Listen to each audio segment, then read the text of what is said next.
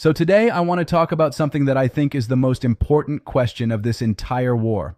Not who is winning, not how many strikes have been launched, not what Trump said yesterday or what Iran threatened today. Serious. The most important question is this: can America actually stop this war? Can it negotiate a ceasefire? Can it withdraw? Can it find a way out? And the answer, when you look at it carefully, is deeply unsettling. America is trapped. It is stuck. It cannot go forward and it cannot go back. And today I want to explain exactly why, step by step, in simple, easy to understand English. So let us begin part 1. This war has its own momentum. The first thing you need to understand about this war is that once a war like this starts, it develops its own momentum, its own logic. Thoughtful. It stops being something that politicians and generals control, and it starts controlling them. Think about Ukraine. That war started in February 2022, and from the very first weeks, both sides knew that a negotiated settlement was possible. Both sides knew that continuing the war was causing enormous damage, enormous suffering, enormous economic cost. And yet 4 years later, that war is still going, still grinding, still destroying lives and economies on both sides. Why? Because once a war starts, stopping it requires one side to accept something deeply painful, to accept loss, to accept humiliation, to accept terms that feel unbearable. And that is something most governments, most leaders find almost impossible to do. This war in Iran is going to follow exactly the same pattern. Neither side will concede defeat, even when it is clearly in their best interest to stop. And this war could drag on for years and years. That is not a prediction. That is a pattern. A historical pattern that repeats itself over and over again. But here's what makes this war even more complicated than Ukraine. Even if America wanted to stop, even if America decided today that it wanted a ceasefire, it cannot. Not because Iran will not negotiate, but because the terms Iran would demand would be so devastating for America that accepting them would be worse than continuing the war. Let me explain this trap very carefully. Part 2. The ceasefire trap. So let us imagine America decides it wants to negotiate a ceasefire with Iran. It picks up the phone. It reaches out through back channels, maybe through Oman or Qatar, and it says, "Let us talk." What does Iran say back? Iran says, "Fine, we will stop fighting. But here are our terms." First, America pays Iran approximately $1 trillion in reparations. $1 trillion for the destruction caused by this war, for the decades of sanctions, for the economic damage inflicted on the Iranian people. Second, and this is the critical one, America must leave the Middle East permanently, pack up its bases, withdraw its forces, remove its military presence from the entire region forever, because Iran's position is very simple. The only way to guarantee Iran's long-term survival is to ensure that America can never come back and do this again. Now, on the surface, some people might say, well, maybe that is not so bad. Maybe America should leave the Middle East anyway. But here is why that thinking completely misunderstands the situation.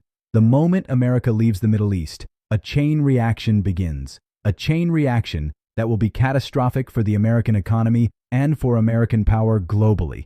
Let me walk you through this chain reaction step by step. Step 1. The GCC becomes Iran's client states.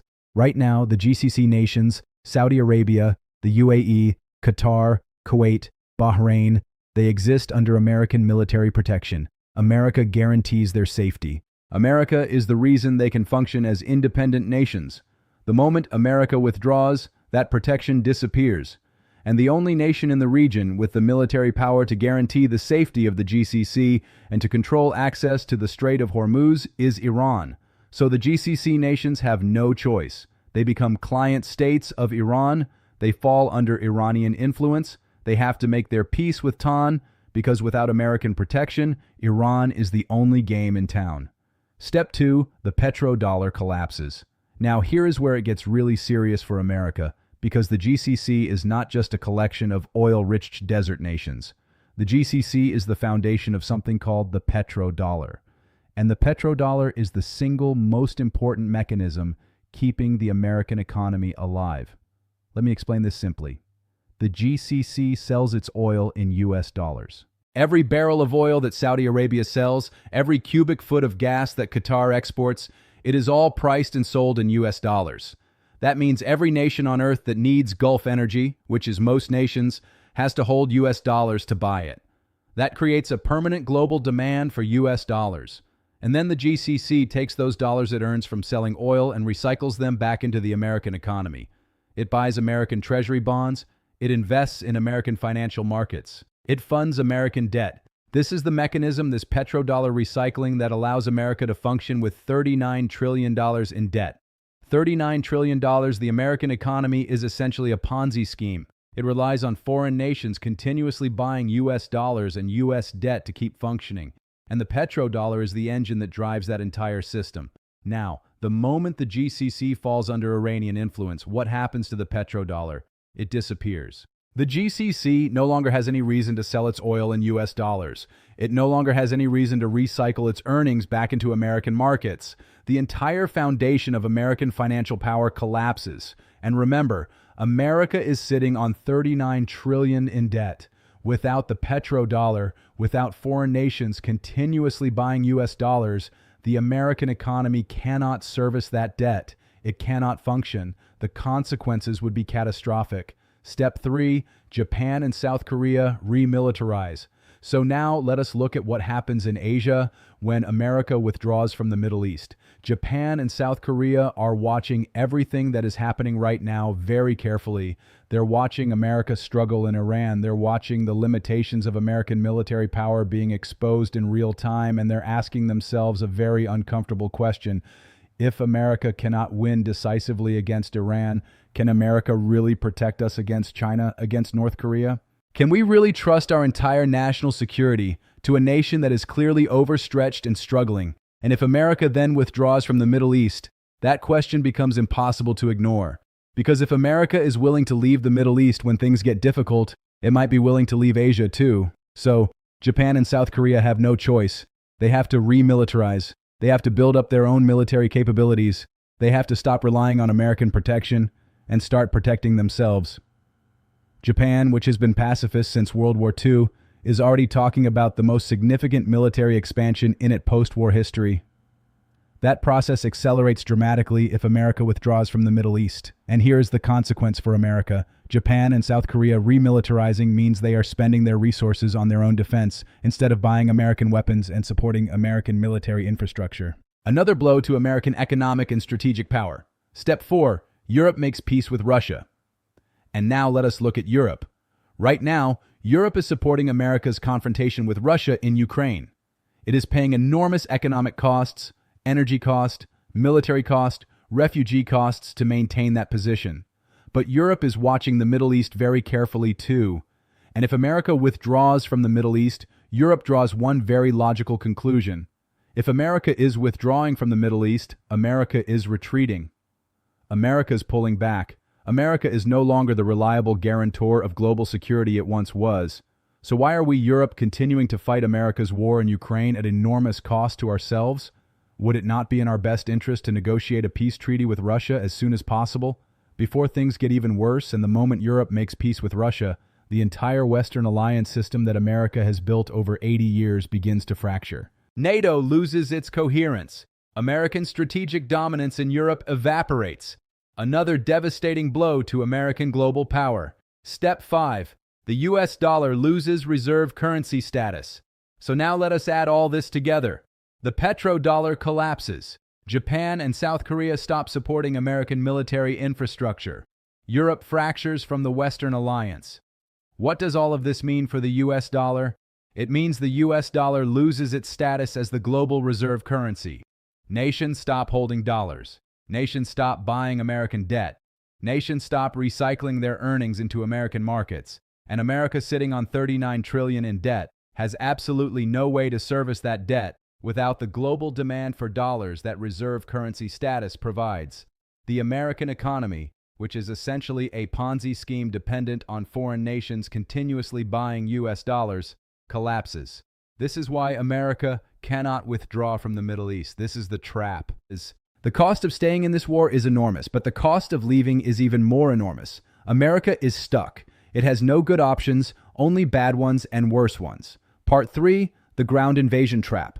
So if America cannot negotiate a ceasefire and cannot withdraw, what does it do? The pressure builds to escalate, to do something dramatic, to show strength, and that is where the ground invasion trap begins. Right now, there is talk of approximately 200 Marines coming in from Okinawa heading to the Middle East. And the rumor, and I want to be clear, this is a rumor, is that the intention is for these Marines to take Kharg Island. Now, let me explain why Kharg Island matters. Kharg Island is where Iran exports approximately 90% of its oil. 90%. It is Iran's economic lifeline, its most critical strategic asset, and the logic of taking it seems very compelling on the surface. If America takes Kharg Island, it destroys Iran's ability to fund this war. It cuts off Iran's oil revenue. It brings Iran to its knees economically. And it would look fantastic on television. Trump would look strong. American morale would surge. But here is the problem. You can take Kharg Island, but you cannot hold it. Kharg Island sits very close to the Iranian coast. The moment American Marines land on that island, Iran starts hitting it with artillery, with drones, with missiles. The island becomes a killing ground, so to protect the Marines on Kharg Island, America has to take control of the nearby coastline. But now American forces are on the Iranian coast, and the Iranian coast is overlooked by the Zagros Mountains, so Iran starts hitting American positions from the mountains. So now America has to take the mountains too. And once you are in the Zagros Mountains, you are inside Iran. You are occupying Iranian territory. You are no longer conducting a limited military operation. You are in a land war inside one of the most geographically challenging countries on Earth. This is mission creep. And history tells us exactly where mission creep leads. In 1965, America sent 3,000 Marines into Dong in Vietnam. Just 3,000 Marines. A limited mission, a defined objective. 4 years later, America had 500,000 troops in Vietnam. 500,000. From 3,000 to 500. He says once you commit, once you are inside, you cannot leave because leaving means admitting defeat.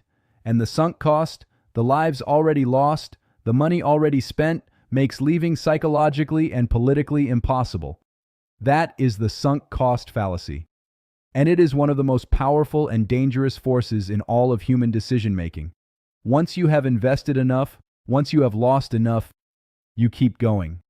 Not because going forward makes sense, but because stopping feels like all those losses were for nothing. America went through this in Vietnam. It went through it in Iraq. It went through it in Afghanistan. And he is about to go through it again in Iran. Part 4. Why America is actually losing this war. And now I want to tell you something that most mainstream coverage is completely hiding from you. The American military does not want to fight this war. Not because American soldiers are not brave or capable. They are. But because the American military has war-gamed this conflict, tested it in simulations, run the scenarios, modeled the outcomes countless times, and every single time they run the war game, America loses. Let me say that again. Every single time American military planners simulate a full-scale war against Iran, they lose. Why? Because the American military is built for a very specific kind of warfare. It is built for shock and awe, for overwhelming air power, for precision strikes that destroy an enemy's defenses in days. That is what happened in Iraq in 2003. America achieved air supremacy in days, rolled into Baghdad in weeks, toppled the regime in under a month. Easy, clean, fast, but Iran is completely different. Iran has been studying America's military playbook for over 20 years. It has watched every American war, analyzed every American tactic, identified every American weakness, and built its entire military strategy specifically to counter what America does. Iran does not try to fight America the way America wants to fight. It does not mass its forces for America to destroy with air power. It disperses. It hides. It uses asymmetric tactics, drones, hypersonic missiles, underground facilities, proxy forces across the region, all of it specifically designed to negate America's advantages and exploit America's vulnerabilities. And nowhere is this more visible than with America's aircraft carriers, the USS Abraham Lincoln and the USS Gerald Ford. These are the most powerful naval vessels ever built. Each one carries enough firepower to devastate a small country. They are the ultimate symbol of American military power, and they are sitting far away from Iran's coast. Threatening, posturing, but not actually doing very much, because getting too close to Iran means entering the range of Iranian drones and hypersonic missiles, and a carrier for all its power is also an enormous target. Losing a carrier would be one of the most catastrophic military and psychological blows America has ever suffered, so the carriers stay back, and Iran knows they will stay back. The Iranians have spent 20-plus years preparing for exactly this war. They know the American playbook better than most American generals, and they have the perfect counter to it.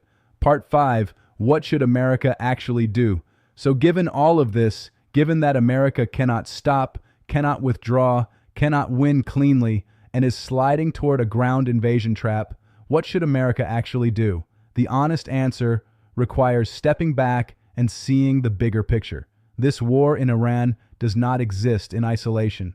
It is connected to everything else happening in the world right now.